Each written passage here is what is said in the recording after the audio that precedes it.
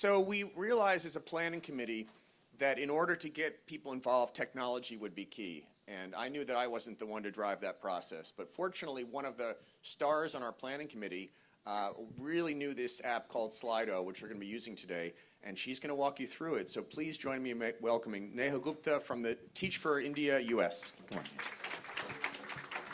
All right, so we're in Bay Area, so it can't be non-tech. So as we started the day with the quote, right, be the change you wish to see in the world. One of the changes I'd love to have is equal voice, right? Equity is something I think almost everybody in this room is striving for in different ways, in different sectors, in different aspects. And that's what we hope to achieve in this room. So the speakers in the front are not the only ones sharing their views. If I could request AV to go ahead and pull up the screen for me, and if I could request all of you to point your phone cameras at the screen, or if you're averse to using cameras, feel free to manually type slido.com in your browser.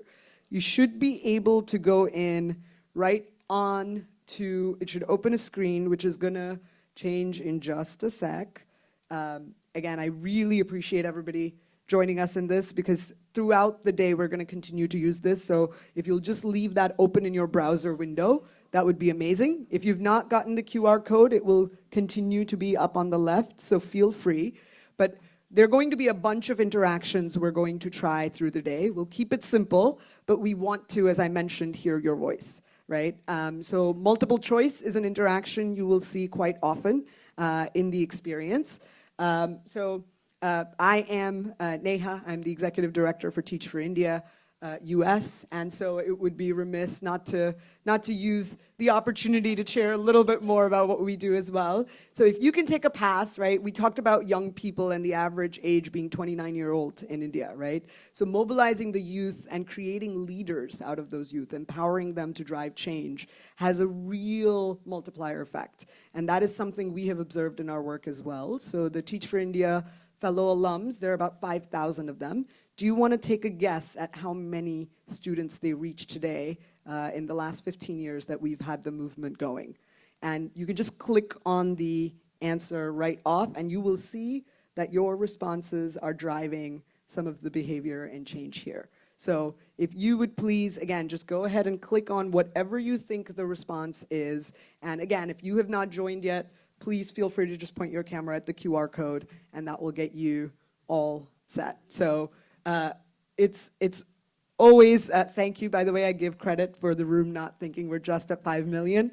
I will happily tell you the reach is actually 50 million, right? So if you think about the multiplier effect on that, so how many people got it right? I think we could do a show of hands and a good clap for you. So good job, right? But there is, I can't emphasize it enough, right? Every person you empower has the ability to take literally 100, 1,000 more people with them.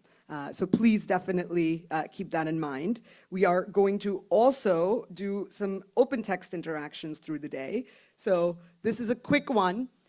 You will see the question has changed on your screen. It is, which session in the agenda are you most excited about today? Now, you may not have looked at the agenda, so I won't tell anybody that that's a problem. But if you do want to look at the agenda really quick about today, now you may not have looked at the agenda, so I won't tell anybody that that's a problem. But if you do want to look at the agenda really quick, on the top left of your screen, you will see 3 horizontal bars. If you click on those 3 horizontal bars, you will see in there the ability to see the agenda, the draft communique that Alex was talking about. So feel free to reference that anytime throughout the day. It will be available for you, right? And again, as you can see, you can just type in your answer. So there will be open text responses. By the way, no pressure on the debate, just saying. You're definitely getting some of the top billing on the screen, right? But again, the idea very much is we want to hear from you, right? We want this to be an interactive, open conversation throughout the day. So some of it will be structured like this. Some of it will be unstructured. So the last thing I'm going to request everybody to do is if you look in your screen on the phone, left of where it says polls, it says Q&A. If you would go ahead, and you can feel free to keep responding here, by the way, we can come back to it in just a second. But if you will go ahead and click on Q&A, That will also be open throughout the day. And you can drop in any question or comment that you want to add to a panel. And a lot of our panelists will be coming back to Q&A as well to look at those questions and answer them for you. So if I could request Avi to please go ahead and show Q&A. It should be at the bottom of your screen. And switch us, thank you. All right. So thank you to all the people who got us going right off the bat. So as you can see here, the questions are by default anonymous unless you choose to say, I want to share my name, right? So you can ask provocative questions. We will moderate them if they get a little too crazy, but we're hoping everybody's in a good space, right? But this is the idea. We want this to be truly our time together as a collective. Because when we bring every voice into the mix, that is when we truly get equity and some of the most powerful outcomes possible. So can we switch back to the poll? We'll take one final look at where we ended up. All right, so we're somewhere between, there's quite a few actually, and there are a lot of people excited to network. So again, please keep those voices going. You will continue to see us reference Slido in all the sessions across. So please just don't close out of the browser. It will automatically keep changing for you throughout the day.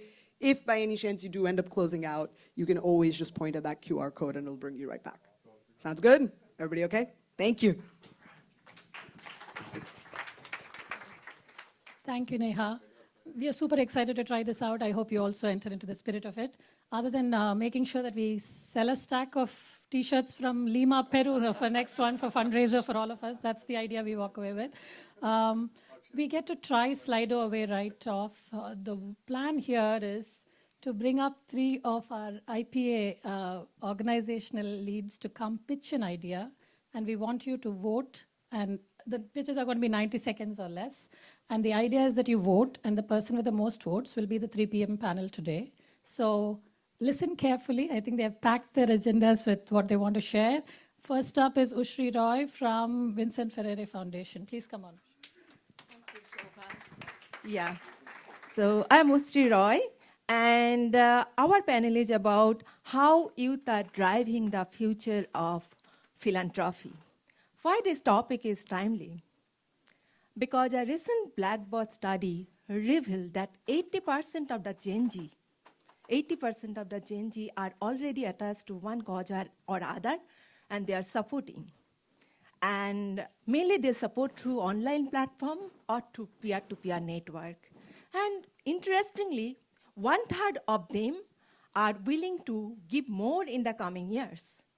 And if we just look ourselves, during India Giving Day, this India Giving Day in 2025, more than 400 youth fundraisers supported 37 organizations. And that number is just going to increase. To discuss how to inspire youth giving, our panel, we have an incredible panel.